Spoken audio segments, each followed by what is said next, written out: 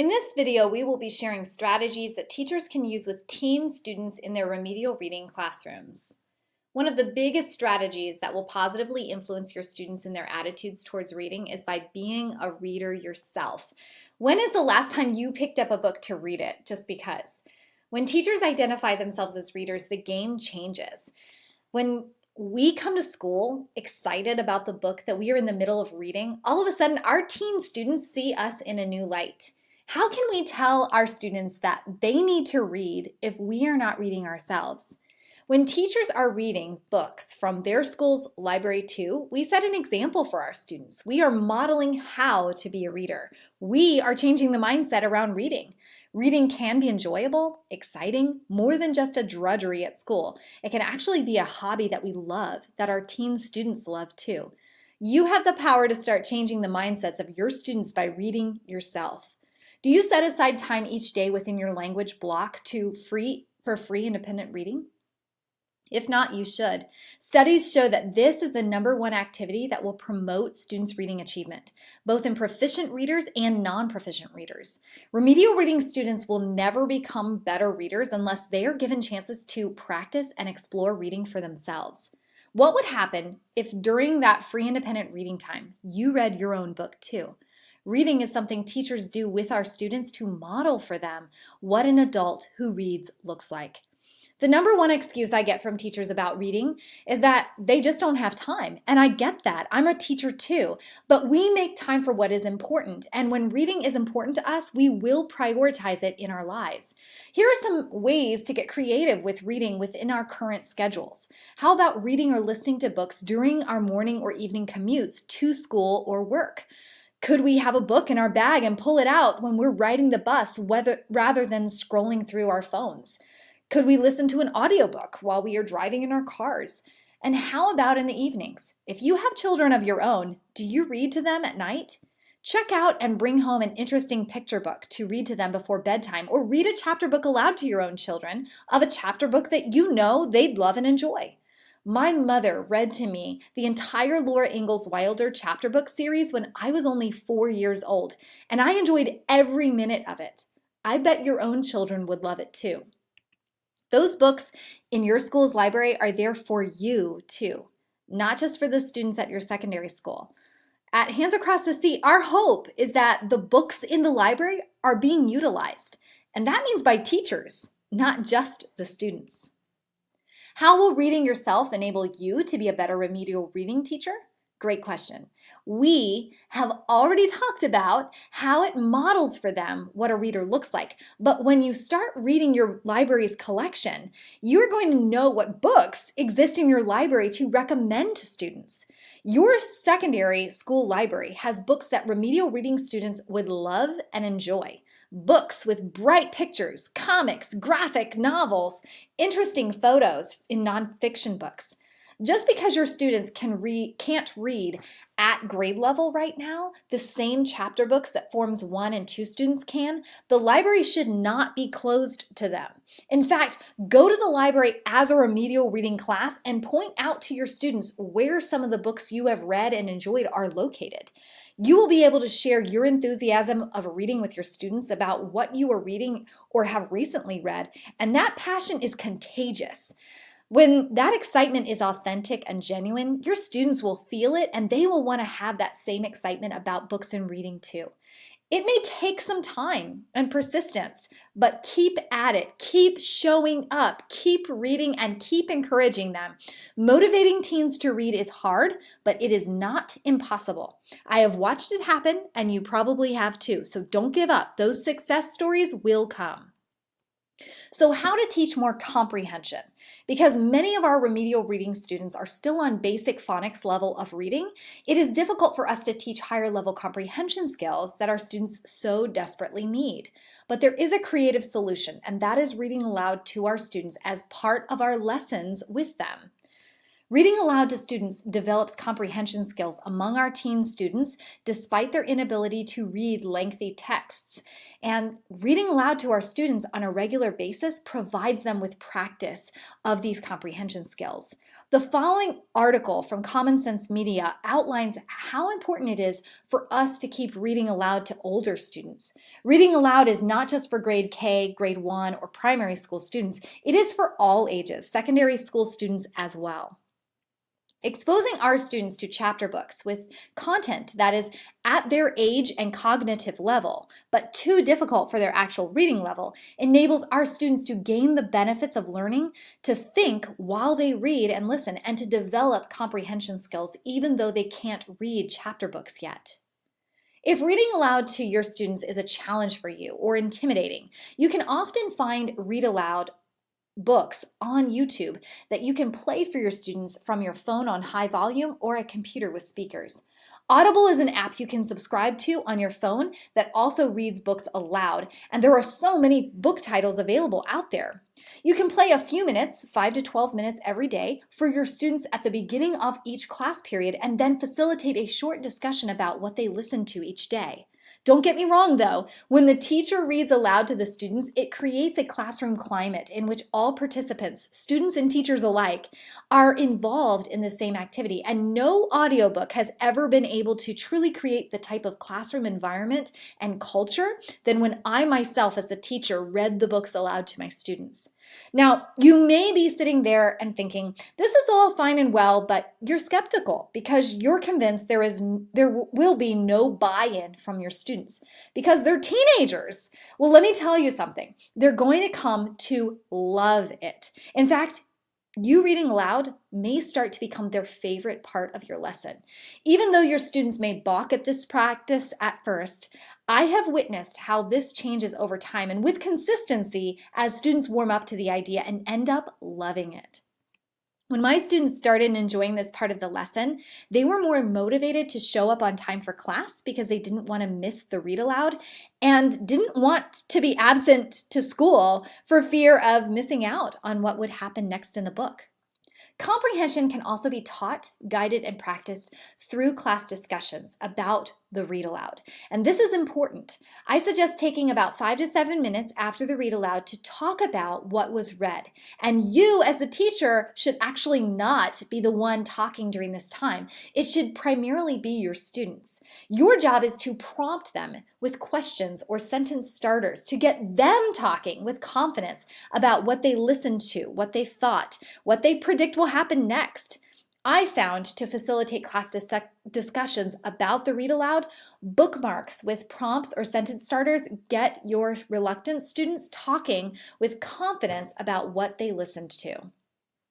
Since many of your students still struggle to read, get them familiar with these prompts and sentence starters by using them often and consistently. Write them on the board and model for them how to use the prompts and sentence starters yourself so that they know what to do and how to begin formulating their sentences verbally. Some examples include, I was surprised by because, this reminds me of because, I liked the part where, because.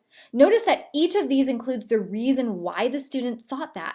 For me as a teacher, one of the most powerful questions I have ever asked my students is the follow-up question, what makes you say that? When we ask our students this particular question, it challenges them to think. Keep in mind, your job as a teacher is to coach your teenage students to think for themselves, to consider why, and to reflect on their thinking. Many teens do not do this, and the more practice we give them to verbally think out loud will enable them to gain the skill whether or not they ever become strong readers.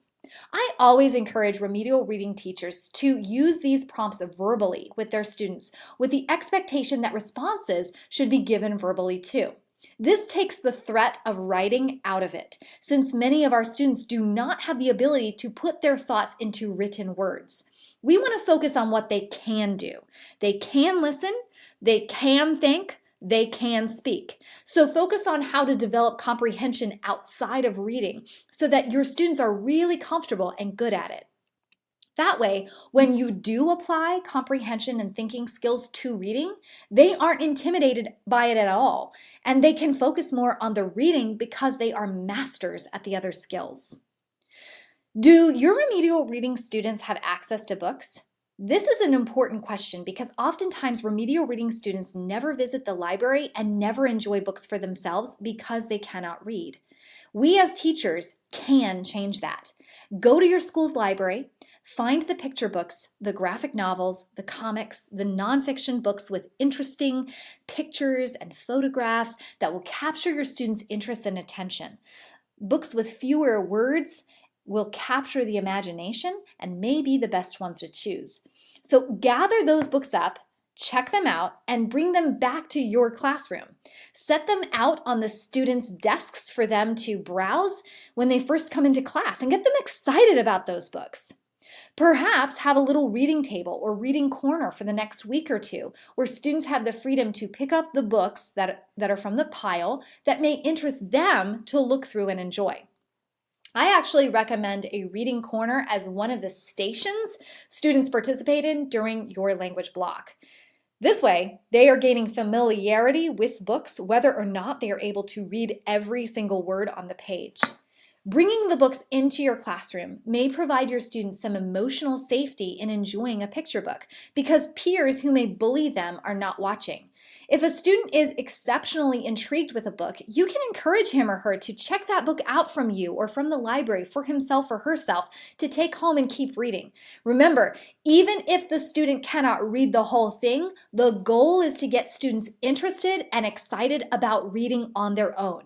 And often these students have already given up on themselves as a reader at this point in their education. So if we can offer them some hope by motivating them with books that are cool and exciting, we win a major victory. I want you to think right now and jot down what comes to mind. How can you provide more picture books, graphic novels, and comics from the school library to your students? Will the school library loan you a stack of books for a few weeks to give students access to read ones that may interest them within your classroom? Nothing helps strengthen reading mastery more than practice. Research shows that comic books and graphic novels provide students with reading practice, and the students are much more motivated to read bright, colorful comics with less text than they are with intimidating chapter books that are way above their reading level. The key is that our students are still reading. With graphic novels, students use text and images to make inferences and synthesize information, both of which are abstract ideas and challenging skills for readers. So if we are getting them to practice with fun, interesting books like comics, we have won half the battle. Could free independent reading with comics and graphic novels be one of your rotation stations while you are working with smaller groups? Starting and ending a lesson can sometimes be a challenge, especially when you have a large class size. So I like to structure my language blocks with remedial reading students like this. First, read aloud from a chapter book and build in 10 minutes for discussion. 2, teach a mini phonics lesson that corresponds with the books from the Decode or Develop kit and model with an example, as well as ask students to practice with me as a whole group. But I limit this lesson to only 10 or 15 minutes because the bulk of my language block is devoted to station time. 3 is stations. Stations can include a guided reading table where you as a teacher will work with small groups of students actually reading, and then 3 or 4 hands-on stations where students are practicing the skill from the mini lesson. I also like to leave a 4th or 5th station available to that free independent reading or book browsing. And I use my phone to time myself and only spend about 12 minutes with each group and continue to rotate through until 7 minutes before the bell.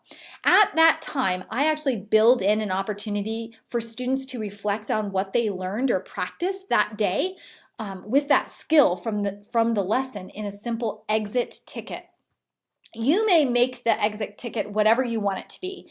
And as often, I use it as a formative assessment to check in with my students, especially those students I may not have seen at my guided reading group station that day. The example here that I have is to write down on a slip of paper what the students learned that day about the EA and EE words. Students could write down 3 words that use the EA and EE pattern, or they could share something else. And if your students are unable to write write more than a word or two, I will stand by the door of my classroom and ask them to verbally respond to the exit ticket on their way out. And I won't let a student leave my classroom until they have answered the exit ticket, either written or verbally, to keep them accountable and to let them know that I am serious about their learning.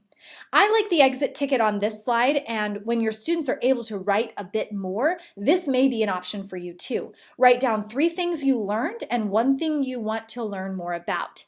And here are some exit slip suggestions from the Develop Teacher's Handbook that you may be able to customize and use with your students.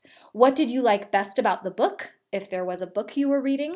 What do you think will happen next? And what do you think the message of this book is? The Teacher's Handbook is overflowing with practical ideas that may work really well for you and your students, but you have to sort through them. Consider the handbook as a suggestion book and choose what will work for you. This suggestion is for a small group of students to actually go and browse 2 books from the next level of the Decode or Develop system and look through the pages to point out new vocabulary words. Showing the students the word list in the back of the book and having them search for those words in the actual text is a great activity that has students working with words and identifying words even though they are not reading fluently yet. Keep in mind that once you have finished a book study from the Decode or Develop system, that same book can be used to practice other skills as you move on through the curriculum. I have seen such a difference in student interest and motivation when I have included them in tracking their own learning process. The Decode and Develop systems have made it easy for us to do that by printing off student progress pages and allowing our students to watch their progress over time. The program progress chart can be photocopied for each student from page 21 and 22. And this can be kept confidential between you and the student to check in with him or her every 2 weeks and then praise the student for their progress, even if it is incremental. Even the slightest improvement is a huge victory for these students because they need us to cheer them on. Be careful, however, not to compare students with one another. Teen students really feel embarrassed when they are in the remedial reading classroom already, and I have found it a great comfort to them when I keep their progress just between me and them and maybe their parents. And I never share a student's progress with the whole class or with other students or teachers because this builds trust between the student and me as their teacher. They know I don't want them to feel bad. They know I know how hard they are working, and I want to keep that kind of positive momentum going. This idea in the Teacher's Handbook suggests that teachers display the books by level as part of a classroom library and allow individual students or partners who are showing proficiency in phonemic awareness to select titles within the level. You can create a list of phonics skills for the level and have students check off the ones that they have worked through, asking them to self-identify their proficiency in each skill and note areas in which they still feel weak. You can use the lesson plan to orient students to the relevant phonics skills and to pre-teach non-decodable vocabulary. Pre-read, read, and reread. For students who are having particular trouble with phonics, I have noticed that reading the same book 3 times for a different purpose enables the student to begin developing confidence. Often we can pre-read the book by doing a picture walk through the pages. This is not cheating. Students can look at the pictures and recognize a few words, making predictions about what they think the book will be about and how they think it will turn out. Then, as a teacher, I highlight several of the vocabulary words and where they have been placed. We can even practice these words together so that the students are familiar with them and where they are located. Then I have the students read the book all the way through, either taking turns with each page or reading it independently and silently. It just depends on the student, their need, and what my goal is.